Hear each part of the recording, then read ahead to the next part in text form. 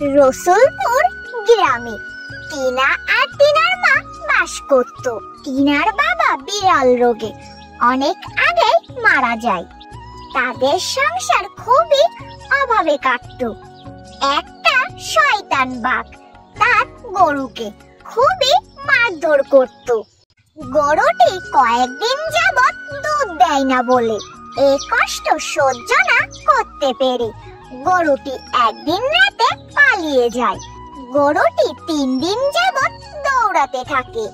দৌড়াতে দৌড়াতে অনেক দূর পালিয়ে আসে, যেন বাঘটি তাকে আর খুঁজে না পায়। আর গরুটি ক্লান্ত হয়ে পড়ে। কি রে পিচকু, তুই আর খেলতে আসিস না কেন? তোর কি হয়েছে? আরে এখন তো আমি আমার গরুর সাথে খেলি। আমার বাবা আমার জন্য বাজার থেকে একটা কিউট অনেক সুন্দর গরু কিনে এনেছে। জানোস, গরুটার নাম দিয়েছি আমি লালু। লালু তো সারাদিনই আমার সাথে থাকে। সারাদিন লালু পিঠে করে ঘুরায় আমাকে নিয়ে। অনেক ভালো লাগে আমার, বুঝছো? বাহ, অনেক সুন্দর তো। লালু তো দেখছি তোকে অনেক আদর করে। ইস, আমার যদি এমন একটা লালু থাকতো তাহলে না কতই ভালো হতো। সারাদিন আমাকে পিঠে নিয়ে ঘুরতো, কতই না মজা করতাম। আচ্ছা ঠিক আছে, তুই দিনের বেলায় স্বপ্ন দেখ। আচ্ছা আমি তাহলে এখন যাই, লালুকে স্নান করাতে হবে। বিকেল বেলায় আবার লালুকে নিয়ে একটু ঘুরতে বের হব। এই বলে পিচকু সেখান থেকে চলে যায়। আর টিনা মন খারাপ করে তার মায়ের কাছে গিয়ে বলে, মা, আমাকে একটা গরু এনে দাও না গো মা। আমার যে এখন অনেক গরু পালতে ইচ্ছে করছে। জানো তুমি, এখন আর আমার কোনো খেলার সাথী নেই। পিচকুর বাবা পিচকুকে একটা গরু কিনে দিয়েছে। পিচকু সারাদিন ওই গরুটার সাথে খেলা করে।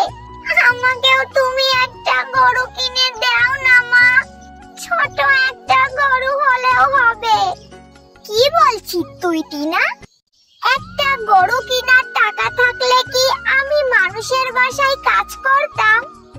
তাহলে তো গরু কিনেই লালন পালন করতাম আর দুধ বিক্রি করে আমার সংসারটা সুন্দর করে চালিয়ে নিতাম। আর পিচকুরা অনেক বড় লোক, ওদের অনেক টাকা আছে। ওদের সাথে কি আমাদের তুলনা দিলে হবে? ঘরে পান্তা ভাত আছে, মরিচ ডলে খেয়ে নে। আমার এখন খিদে নেই, আমি খাবো না। আমার এখন ভালো লাগছে না, আমি গেলাম। আমাকে আবার তুমি ডেকো না, আমি ভালো লাগলে এসে তখন খাবো। টিনা যাস না, শোন মা। শোন মা, আমার কথা শোন। টিনা, কই যাচ্ছিস? মেয়েটা একদম ওর বাবার মতো হয়েছে। ওর বাবা যখন বেঁচে ছিল এমন রাগ করলে ওই বাগানের পাশে গিয়ে বসে থাকতো। টিনা হয়েছে ঠিক ওর বাবার মতো। এই গরুটাকে দেখে মনে হচ্ছে ওকে খুব কেউ মেরেছে। গরুটা দেখে অনেক ক্লান্ত এবং খুব অসুস্থ মনে হচ্ছে।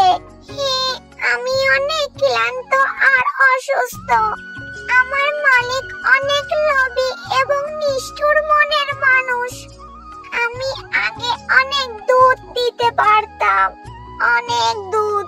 আমার পেটে যখন বাচ্চা এলো তখন থেকে দুধ দেয়া বন্ধ হয়ে গেছে। এরপর থেকে আমার মালিক আমাকে নিষ্ঠুর ভাবে অত্যাচার করত। মারতে মারতে আমার পেটের ছেলেটাকে মেরেই ফেললো। পরে আমার দুধ একেবারেই বন্ধ হয়ে গেল। তারপর থেকে আমার মালিক আমাকে প্রতিদিন মারতে থাকে। আর মার খেতে খেতে আমার জীবনটা প্রায় শেষ হয়ে যাচ্ছে। তাই আমি পালিয়ে এসেছি। আমার যে আর কোনো উপায় নেই, তুমি আমাকে সাহায্য করো।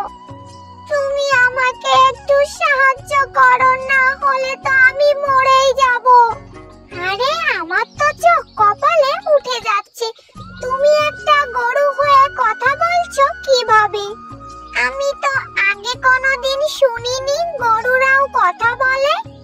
এ কিভাবে সম্ভব?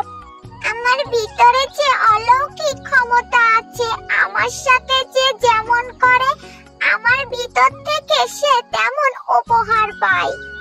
আমাকে তুমি একটু সাহায্য করো, আমি যে আর পারছি না, আমি যে খুবই ক্লান্ত। আমাকে তোমার বাড়িতে নিয়ে চলো, একটু সাহায্য করো আমায়। টিনা আর কোনো কথা না বাড়িয়ে গরুটাকে সাথে নিয়ে তার বাড়িতে চলে যায় আর তার মাকে সব ঘটনা খুলে বলে। আর তার মাকে বলে এই গরুটা সে পালতে চায়, তার কাছে এই গরুটাকে রাখতে চায়। সবই তো বুঝলাম, কিন্তু এই গরুটার মালিক যদি এখানে এসে দেখে আমাদের এই গরুটা চোর বলে দাবি করে, তখন আমরা কি করব? হ্যাঁ, তা তো কোনোদিনই সম্ভব না, কারণ আমি যে অনেক অনেক দূর চলে এসেছি। আর আমার যে মালিক ছিল তার পায়ে তো অনেক অনেক সমস্যা, সে কোনোদিনও হেঁটে এত দূর আসতে পারবে না। আপনারা আমাকে সাহায্য করুন, আপনারা আমাকে সাহায্য করলে যে আমি প্রাণে বেঁচে যাব। আমার যে খুবই কষ্ট হচ্ছে, তাহলে আজ থেকে তুমি আমার গরু, আমিই তোমাকে সাহায্য করব। আর আজকে থেকে তোমার নাম হচ্ছে ধলু, তোমার আর কোনো টেনশন নেই। এরপর থেকে টিনা ধলুকে অনেক সেবা যত্ন করতে থাকে, আর ধলু একেবারে পরিপূর্ণ সুস্থ হয়ে যায়। আর ধলু স্বর্ণের গোবর দিতে থাকে। এই দেখে টিনা বলে ওঠে, আচ্ছা ধলু, তোমার গোবর এত চমকাচ্ছে কেন? কি হয়েছে তোমার? তুমি কি আবার অসুস্থ হয়ে পড়েছো? আলে টিনা, তুমি ভালো করে দেখো, এগুলো স্বর্ণের গোবর। আর আমি তোমাকে অনেক আগেই বলেছিলাম আমার ভিতরে অলৌকিক শক্তি আছে। আমার সাথে যে যেমন ব্যবহার করবে আমার ভিতর থেকে সে ঠিক তেমনই পাবে। তোমাদের আর কোনো কষ্ট থাকবে না। এই স্বর্ণের গোবর বিক্রি করে তোমরা অনেক ধনী হয়ে যাবে। মা, ও মা, দেখে যাও, ধুলু স্বর্ণের গোবর দিয়েছে। তোমাকে যে আর মানুষের বাসায় কাজ করতে হবে না। কি যে ভালো লাগছে, কি মজা, কি মজা। হ্যাঁ রে মা, তাই তো দেখছি, এ যে স্বর্ণের গোবর। সৃষ্টিকর্তা এতদিন পরে আমাদের দিকে মুখ তুলে চেয়েছে। এখন যে আমাদের আর কোনো অভাব থাকবে না।